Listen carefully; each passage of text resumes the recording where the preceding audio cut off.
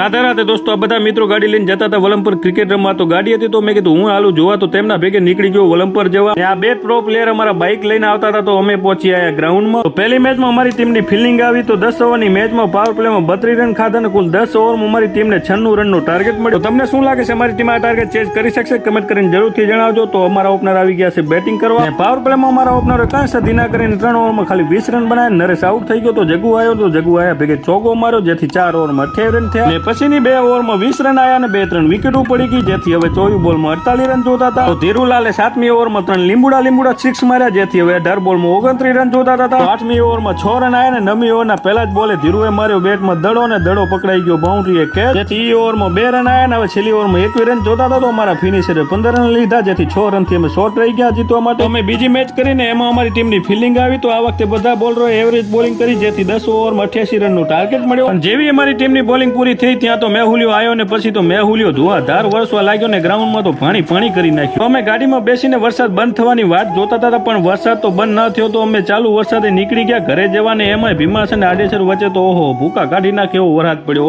એમાં અમે અમારા ગામના નજીક પહોંચ્યા હતા, તો ખેતર હતા તે ત્રાવડીમાં ફેરવાઈ ગયા હતા. આવા ધોધમાર વરસાદમાં અમે ફાઇનલી ઘરે પહોંચી આવ્યા. ઘરે આવીને આવા ટાટા મોસમમાં ગરમા ગરમ ચાય મળી ગઈ, તો મજા આવી ગઈ. તો ગાઈસ આજનો વ્લોગ આપણે અહીં જ પૂરો કરીએ છીએ. રાધે રાધે.